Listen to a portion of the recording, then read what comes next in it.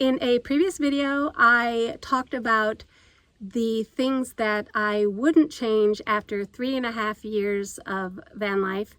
And this time I'm going to talk about the things that I would change, because sometimes those are just as important, if not more important, than what I wouldn't change. So that is what this video is going to be all about.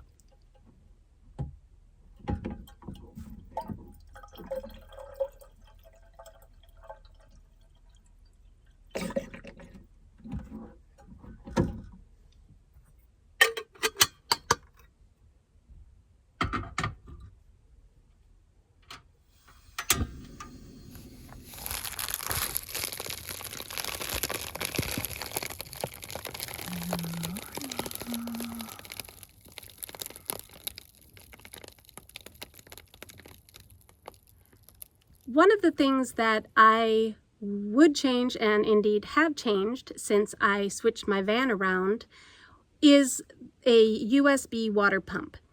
I used to have a water container that was about 3.5 gallons of water, and I had a little USB pump that was connected to a food grade tube that went into that container, and then I would just turn on the little faucet and it would come out. And that was very convenient because I could recharge it, and it worked really, really well. I also rigged it so that it was on a magnet so that it wouldn't move when I was going down the road, and taller with a PVC pipe and magnet so that it would be tall enough for my little pitcher that I have. So I like that because it stores water and cools it down. But since I changed my van around and I changed my containers, so I have 4 of these 4-liter containers for my water, and I like them because they're light.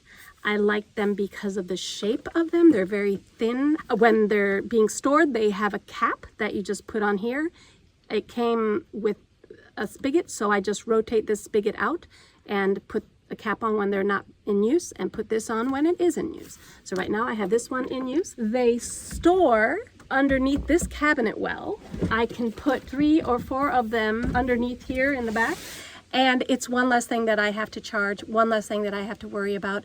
So in the long run, for me, as my van is now, I have changed to just simple use this and I've got running water, basically. A simple solution. And I think where the USB for me made sense is I couldn't always get to that tank, and some people have 5-gallon or 10-gallon or whatever. So the bigger your tank is and the less movable and it is, you're going to want to have some solution that will bring that water to you. And for me, that little USB rechargeable pump was golden. It works really well. So if that's your situation, that or a foot pump, that's all you need. And that is something that I changed and am really glad that I have, because this has been simple. Don't have to do the extra step of charging a little pump, although that thing lasted me forever. I think every maybe 6 months or so is all I needed to charge it. So it's a really good, I don't know, it was called Maypot. They're under all sorts of different names, and I liked it because one thing with those you have to watch out for, the ones that just have a little metal piece coming out of it, those can drip in different areas. So the one that I chose it because there was less likelihood that there would be some leak somewhere or a little drip coming where I couldn't see it. So that is why I chose the one that I did. But this is working for me right now, and that is one thing that I changed.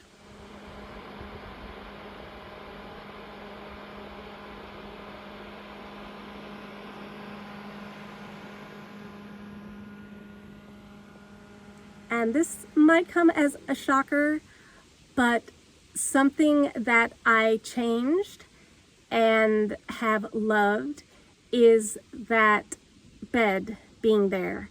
I actually changed the whole orientation of my van so that I could put that little single fold-out chair bed where the passenger seat was taken out. This also folds out to a bed, and you can see that in my little van tour version 2.0, where I show what I did, and I also have another video about how I made the platform for this bed, which is a mat that just has, you don't have to have an extra piece for the back because it's a metal frame that clicks into place, and it clicks flat and it clicks up like this in couch mode.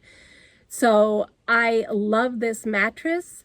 The other one is a little less comfortable, but I'm used to sleeping on firmer mats, and I like both of them because they're not a dense foam that stores moisture or anything like that. They air out rather quickly. I use wool blankets as a mat covering it so that I don't need to use sheets, and that has worked for me, so I don't have to bother with sheets, and it stays really clean, and I don't have a lot of moisture accumulating either in my mattress or in my sheets, which cotton tends to do in humid areas.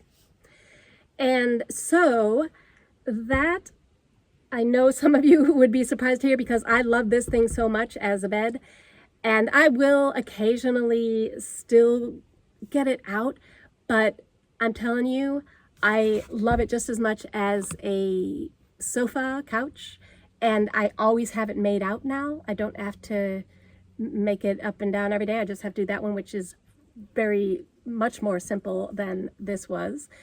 And so it is something that actually I'm surprised about having changed as well, because I designed my whole van around this bed. And so now I've redesigned my version 2.0 around that little bed, which I think, in consideration of how you will design your van, your sleeping situation and your bed orientation, all that, will be probably the most important choice that you make. You need to get a good night's sleep. I sleep really well on that thing. I slept really well on this thing. I don't know that everybody would, but for me, that's what I did. So my advice to you would be, know what you are going to be comfortable sleeping on and build around that. Honestly, that's the most important thing. It is raining right now, so I hope you can hear me.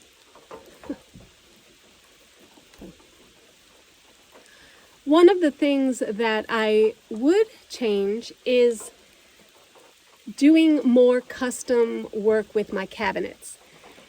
Both times when I did my van, I'm pointing here because there was version 1 and this is version 2, I had a cabinet over here, and now I have this cabinet, and each of them served me well for the setup that I had at the time. But since I didn't have a shop or even the right tools to build my own cabinets, I opted to just get some prefabricated ones, and they served me well. I had to search quite a long time for trying to get the right dimensions for my van and something that would scale to the space that I had available.